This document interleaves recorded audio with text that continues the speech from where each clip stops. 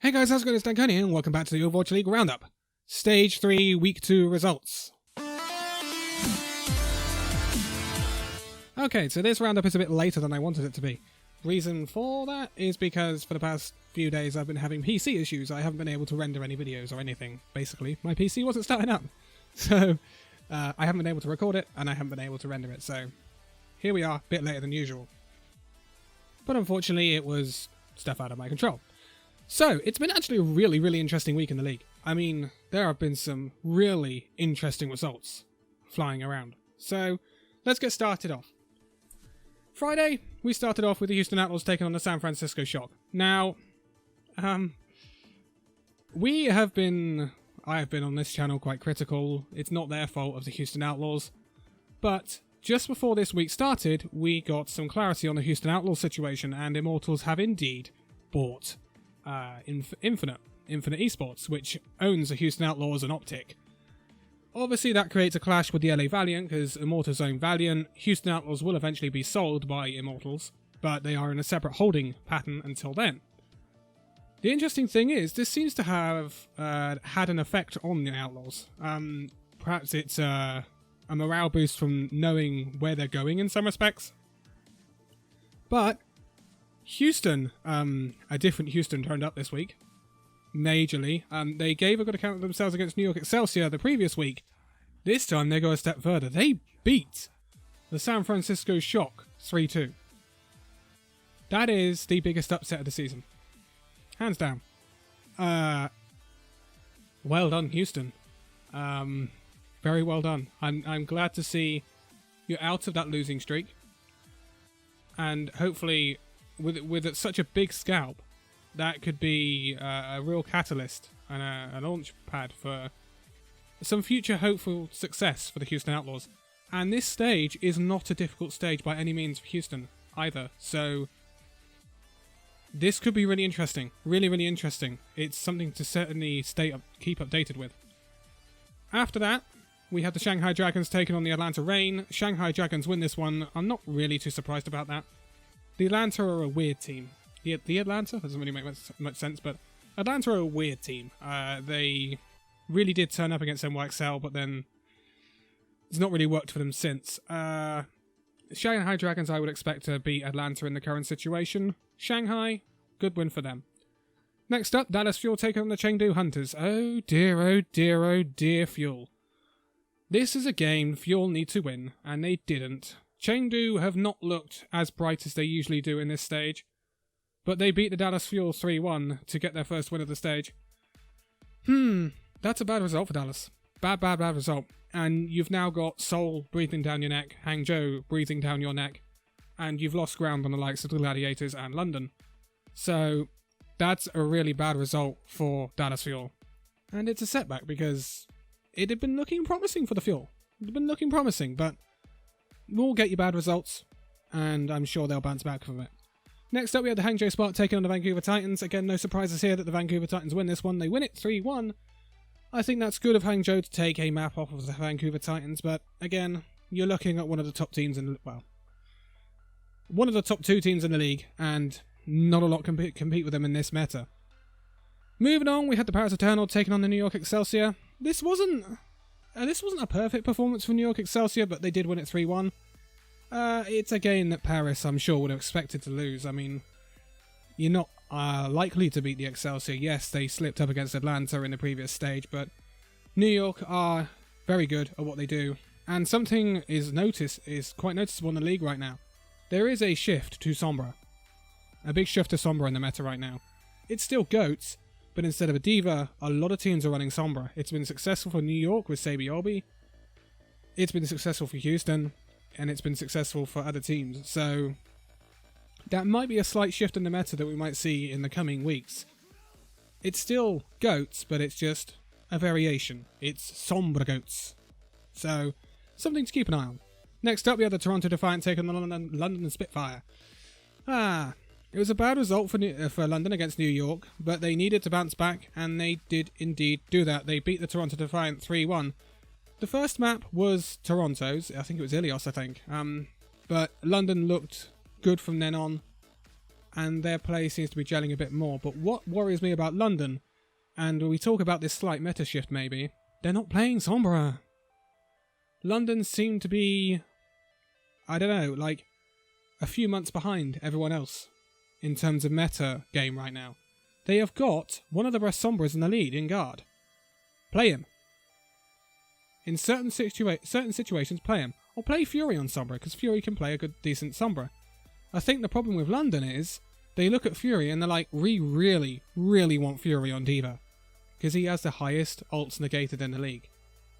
And he is just insane at eating enemy ultimates, especially grabs. So, I think they really are trying to keep Fury on D.Va. So, where do you put the Sombra in? You certainly don't put a Sombra in for a Zarya. So, London are in a sticky spot right now. And the next game is against NYXL. We'll see if London have improved since week 1. Next up, we have the Boston Uprising taking on the Houston Outlaws. Now, Houston. This is a really good result for Houston. 4-0 for the Houston Outlaws. Man, oh man. Houston are back. This is the Houston that we saw in the first season. This is Houston that are capable of ripping teams apart at times. Really good Houston. I mean, this is the best week of the season for Houston, without a doubt. Because I don't think they were expected to get anything from this week, and they've come out with a 3-2 over arguably the best team in the league, and a 4-0 beating of the Boston Uprising, which is so critical down there. Boston are on a bad run of form right now. I've seen on Twitter that it's hitting Fusion's mentality quite hard. So it's unfortunate for Boston Uprising, but I would not want to be a team up against Houston right now, because there seems to be this resurrection of the Houston Outlaws going on at the moment, and they've got a pretty easy stage to try and get some wins on the board. Interesting. Los Angeles Gladiators are up next against the Philadelphia Fusion. No surprises here that the Gladiators win this one 3-1. Philadelphia Fusion, it's not looking good at the Fusion right now. It's not looking good. Not looking good. Not many positives for the Fusion right now. Next up was the Washington Justice taking on the Hangzhou Spark. Hangzhou Spark win this one 3-0. Washington do manage to draw a map, but that's about it for the Washington Justice. There is a golfing class between those two teams, and it showed. Seoul Dynasty up next against the Atlanta Reign. So, Seoul Dynasty, quietly, are doing very well this stage. So, they beat the Atlanta Reign 4-0. Also, last week, they got 2 4-0s on the board as well. So, these are really good results for Seoul. This is the sort of things they need to put on the board. And when you look at Seoul's map differential compared to the likes of Hangzhou Spark, Dallas Fuel, and even perhaps London, they are quite capable of an automatic playoff spot. So, things are looking really good for the Seoul Dynasty. Moving on, we have the Dallas Fuel in action again against the Vancouver Titans. Now, this result is forgivable, Dallas. You lose 4-0 to the Vancouver Titans. Again, not many teams can compete with Vancouver, so it's that old rhetoric again. But, Dallas, you needed to win against Chengdu. That was the big thing. If you'd won against Chengdu and then lost to Vancouver, it would have been a decent week for Dallas. But, 0-2 this week is nasty. Nasty indeed. Definitely a recovery needed for the Fuel. Moving on, we had the Guangzhou Charge taking on the Los Angeles Valiant. Valiant are on a resurgence as well. They managed to beat the Guangzhou Charge 3-1. And Fixtures looking decent in that main tank role. And I think we're starting to see Valiant get a bit of traction as well. Finally, we're in stage 3 and we're seeing some teams finally get out of this rut they've been in. So, good news for the Valiant there. Moving on, we had the San Francisco Shock taking on the Seoul Dynasty. Now, this was the match of the week. And Seoul Dynasty had looked good coming into this. San Francisco Shock coming in off the back of the Houston Outlaws loss. So, this was a difficult match for Seoul, because obviously Shock are going to want to bounce back, because that was just not good against Houston. They cannot lose those games if they expect to finish right up there. They 4-0'd the Seoul Dynasty. And it's kind of disappointing. I thought the run of form Seoul were on, it might be a bit closer than this. It wasn't. Shock bounced back in the only way really is acceptable for Super, I'm sure. and that is to just absolutely annihilate your next opponent, and that's what you did. Seoul, don't be too worried. It's the San Francisco Shurk. We can all look over that. Next up, we have the worst team in the league, Florida Mayhem. Sorry, Florida. It's not getting any better at the moment. Versus the Paris Eternal. 3-1 to Paris Eternal. No surprises here. I am fully expecting Florida to finish bottom of the league, because when you look at it now, Washington can pick up the odd win here and there. I could see them doing that. You've got Houston on a bit of a rejuvenation, the same with Valiant. Florida are going nowhere. And yes, I'm fully aware they are in the rebuilding stage, but to be quite honest, you didn't have a brilliant season last season. I mean, you were just lucky that the Shanghai Dragons were so poor last season, otherwise you would have finished bottom of the league last season. So, clearly, management hasn't been brilliant in the off-season for Florida, and it needs to hopefully step up a gear in the next few stages. Moving on, we had the Philadelphia Fusion taking on the Boston Uprising. Now, this was the closest game of the week. I kind of expected it to be, and both teams really needed a win. It started off well for Boston, but the Fusion turn it around and they get a 2-1 win. That is such a big win for Fusion. Like, that's an incredible win. They really needed to get that one on the board. If they'd lost to Boston, then I would really have big fears for the Fusion. But that is a good win, and hopefully Fusion can get a few more wins like that against the opponents around them to put themselves in with a chance of making the play-ins at the moment. At the moment, it's looking doubtful for the Fusion as well. Boston, bad week. Bad week for Boston. It could easily have been a 2-0 week, and it's turned out as a 0-2 week against a rejuvenated Houston and a close game against Fusion. Yeah, Boston not looking too great right now. They're on the edge of those play-ins. And it's getting so tight, and you've got teams breathing down your necks now, like the Houston Outlaws and Los Angeles Valiant. It's all starting to get a little bit tense. And then the last game of the week was the Washington Justice taking on the Los Angeles Gladiators. This was not even close. Gladiators win that one 4-0, and Justice are thoroughly swept aside, as per usual. I mean, they're not going to compete with the likes of the top 6 teams. They're really not. And something well worth noting, Overwatch League, I see you going for that golden stage. All of your game of the week so far have been 4-0s. I'll be keeping an eye on that. Anyway, moving on to the standings. Stage 3, we have one team on 4 wins and 0 losses. Guess who it is? Oh, it's the Titans. What a surprise. Second, we have the New York Excelsior, who have played 3 games and won them all. Third, we have Shanghai, who have won all their games. Joint fourth, we have the Los Angeles Gladiators and the Seoul Dynasty, none less, on a 3-1 record with a +8 differential. Then Paris are in 6th. It's been a good stage so far for Paris, with a +4 differential. 7th, Hangzhou Spark. 8th, San Francisco Shock.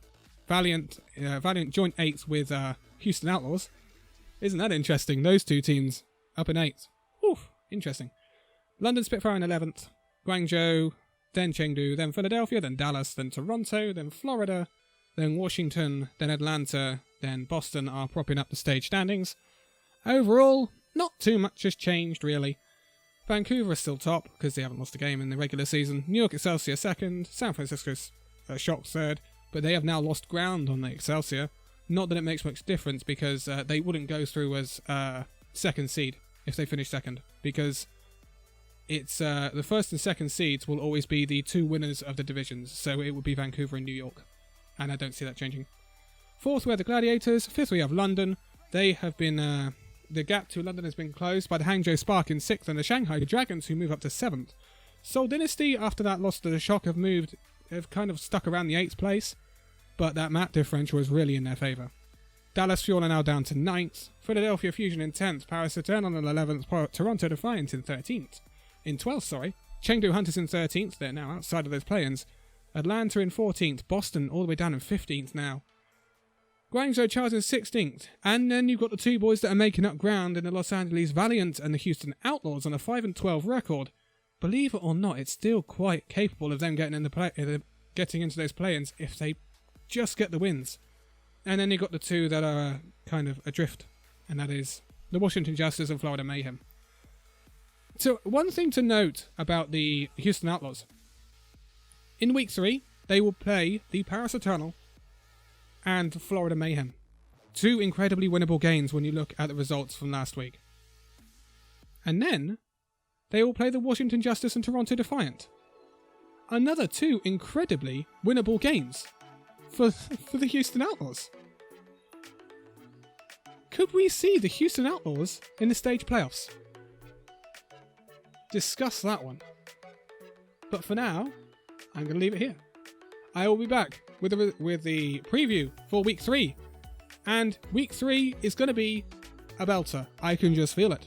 Because there's some really interesting fixtures going on. Some mid-table clashes like Hangzhou and Dallas taking on each other. Got London versus Excelsior again, and hopefully that'll be not quite as one-sided as it was. Hangzhou have got a difficult week next week. If Hangzhou can go 2-0 next week, big props to the Hangzhou Spark, because they've got some difficult mid-table clashes. But, for now, thank you guys so much for watching this video. If you liked it, give a like, subscribe if you're new, and I will see you in the next video. See you then!